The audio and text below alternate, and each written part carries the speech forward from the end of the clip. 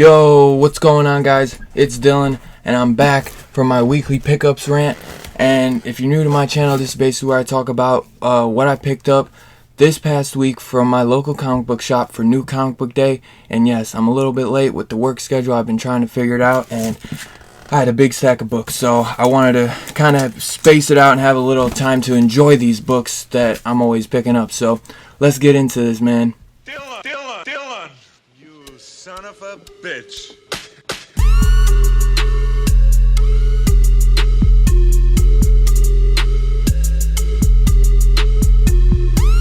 Now, I want to start off where I've been doing last week I did 3 picks of the week, and I kind of like that, even though it might be a little cop-out. I do 1 pick for Indie, 1 pick for Marvel, and 1 pick for DC. And this week for Indie, it's a little tied, but I'd say maybe Ice Cream Man edges out a little bit.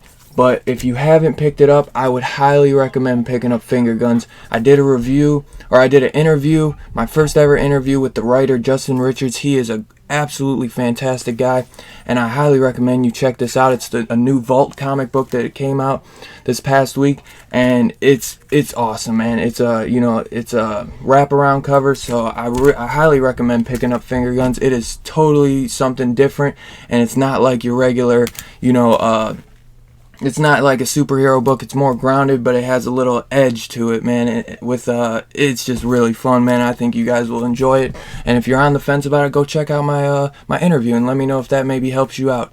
But Ice Cream Man issue, what is that? It's 18. This, I think, is my pick of the week, though. It edges Finger Guns out just a little bit, man. This issue was absolutely amazing. Maybe the hype is a little bit more with this because I came to this a little bit late. I read the first arc, and I was just amazed by how awesome this story is. And I'm a huge horror fan. Make sure you guys go check out our video tonight, Horror Friday Night Frights. This is just awesome, man. I'm so happy with that. Next, we got TMNT Jenica issue 1 of 3. The artwork in this was pretty solid. I'm not a big fan of this cover, but this is mainly Jenica kind of, patrolling the streets of Mutant Town, as it is at the moment in the TMNT universe. And this was a pretty good issue. It's only going to be 3 issues, and we're getting more backstory on Jenica and just a little bit more character development with her. So I don't mind that. I don't mind that at all. Next, we got the Kill Lock issue 3. Oh my god, these covers do no justice for how amazing this artwork in this story is. The artwork is mind-blowing. This is one of my favorite IDW books, honestly. I think the only thing I read is TMNT on IDW, but this is so good. This is so good. Like, seriously, Livio Raimondelli killing it on that, writing and doing all the artwork. Next, we're jumping to DC. My pick of the week is Batman Detective Comics issue 1020. Oh my god, this cover is absolutely fantastic. And they had a really cool B cover by Lee Bermejo. And you can't do that. I wish I could have picked that up, but my shop only had one and it was already pre-ordered for somebody. But the artwork in this for Two-Face is absolutely incredible. If you're any type of Two-Face fan, you can jump right in on this. It's a brand new story arc. And it looks like this is going to be a continuing story arc with Two-Face, and I'm very excited. What's going on? Two-Face looks like he has a little clan that he's building up, and he hasn't been around for a while, so Batman's trying to figure out what Harvey Dent, aka Two-Face, is planning. So I'm very intrigued by that. Next, we got Basket Full of Heads issue 5 of 7. So we're getting close to this being done, guys, and we get a lot of answers in this on what the hell has been going on. And it's a little bit more wordy and a little bit more dialogue than the past few issues, but I really enjoyed this. I thought it was a great issue. Finally figuring out what's going on, and we get a little bit of twist on what's going on. And this is the one if you're to read any of the Hill House books, this is the one I highly recommend. Joe Hill has just been doing his thing on that. Next, we got the big one that everyone was going nuts for. Year of the Villain, Hell Arisen, issue 3. That is a beautiful cover. I'm bummed I couldn't get that the variant cover to go along with my collection. I don't even care about the punchline. I just want that variant to go with my collection, because that variant is really cool. But I figured if I'm to have any of them that I'm gonna go with this because I love the Joker. He's my favorite villain. So if this is, you know, with everything going on with Punchline, I'm like, might as well get the Joker one. Just because I honestly wanted them both, period. I was getting them both, period. And then you start hearing all this rant about Punchline, and you get a little bit of her in there, but, you know, definitely get the full appearance in there, but it's not much. It's not much at all. It's like maybe, I'd say like 2-3 panels or something. Next we got Justice League Dark issue 20. Now this is starting off a new story arc, I believe, but it's continuing where everything is kind of left off. I believe Tinian and Ram V are writing this together. I might be wrong, maybe it's just Tinian on this, but we got Animal Man jumping in on this. We got the Fluorescent Man, and we got some crazy things going. This one has been really fun all the way through. This issue was okay. It wasn't nothing amazing, but you know, I'm newer to the Animal Man character, so you know, I'm gonna see where this goes. But yeah, I hope that it stays, you know, it kind of comes back up, because I guess, you know, it's a new story arc, but what they've been doing with Justice League Dark has been absolutely phenomenal. But that issue was one of the weaker ones, I'd say, in my opinion. But next we got Shazam issue 11. Now this artwork in this book is absolutely incredible. Look at that cover. That is just a beautiful cover. We get a lot of the Monster Society Unleashed. Oh yeah, and that's no tease or nothing. The Monster Society is unleashed, baby, and this has just been such a fun story. I have been loving Shazam. It's honestly, besides Detective Comics, Shazam and Detective have consistently, every issue has been my favorite series. The only thing that sucks about this is that it doesn't really have a big schedule. So sometimes it takes a month to come out, sometimes it takes 2 months, sometimes a little bit longer, honestly. But this has just been so much fun. If you're any type of fan of the Shazam movie, you know, it kind of, you know, it feels like almost a sequel to that in a way, but it's not, I don't think. But Jeff Johns has just been slaying it with this, man. Like, and the artwork, Dan Eigelsman maybe, but it looks like Collins. Oh, there's a different artist on that.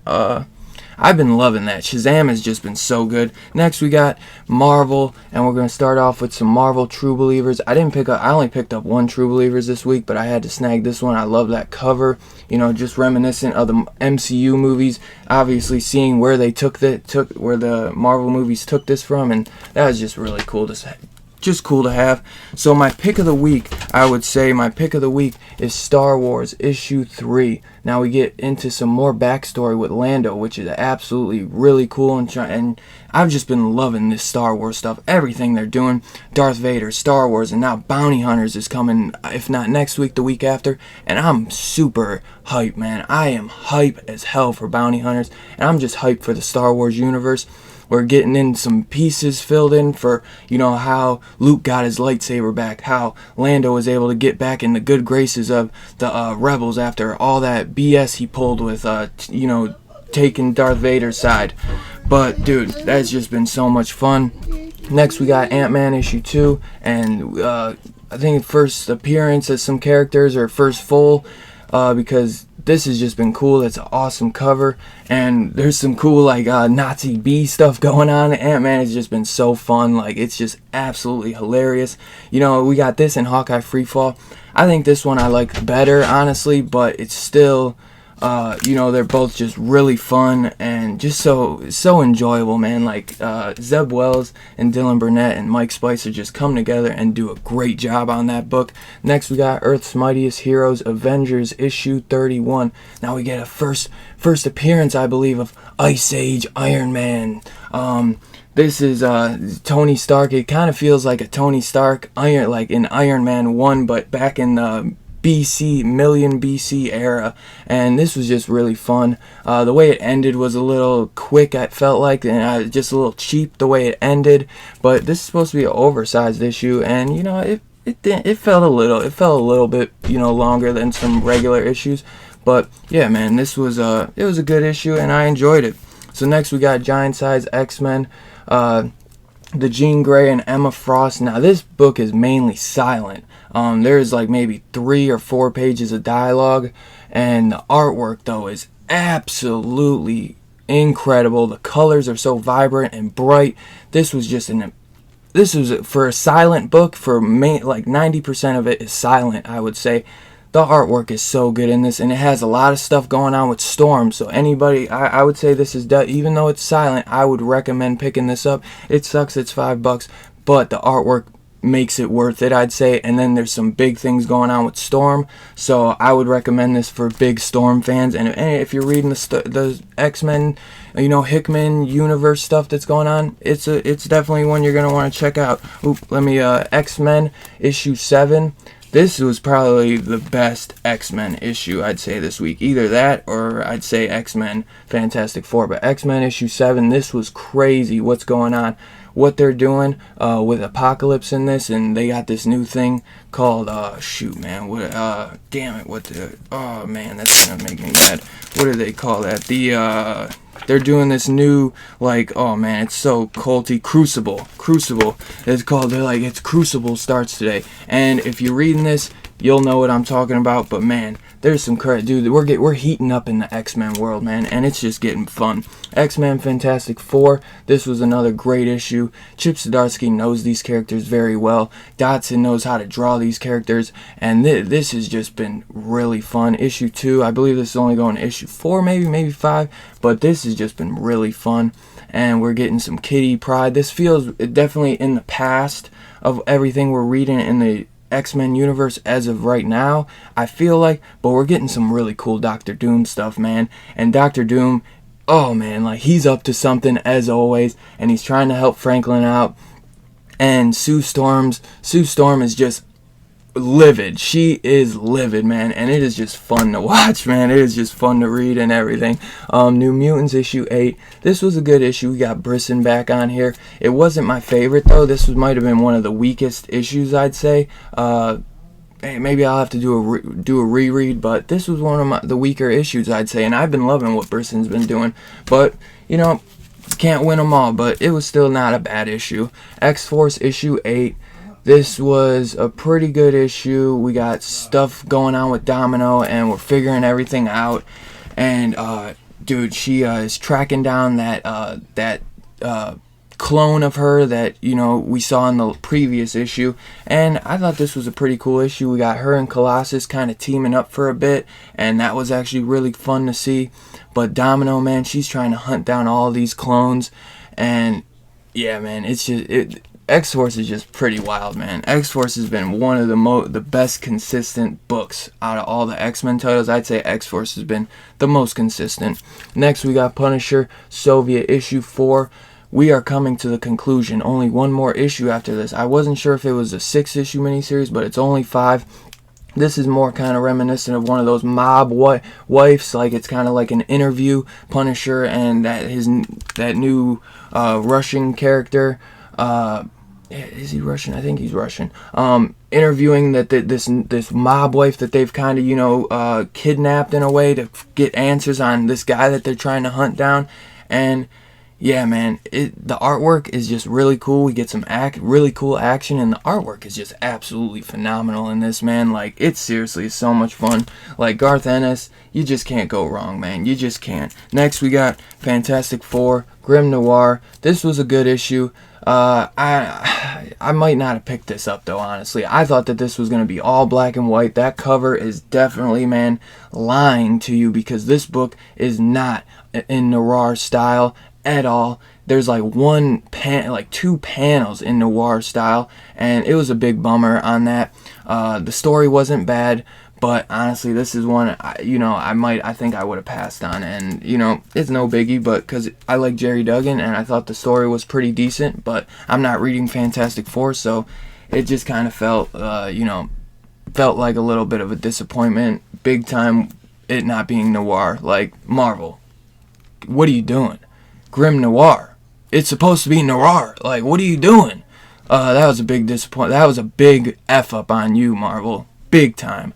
Last but not least, I did not read this, but the Wolverine Facsimile edition for issue 1. Look at that cover. That's just a beauty. I had to snag that up. So that's what I picked up this week, guys. Let me know in the comments down below what you snagged up. Let me know what your pick of the weeks were. I'm always interested to know what you guys thought, what maybe I missed this week. It was a really big week for me. So next week it might be a little bit smaller, but let me know what your picks of the week were. I'm really interested to know what you guys thought about all of these books. And let me, if you guys wouldn't mind hitting that like button on your way out, hitting that subscribe, hitting that bell notification, and I'll catch you guys on the next one. Peace out.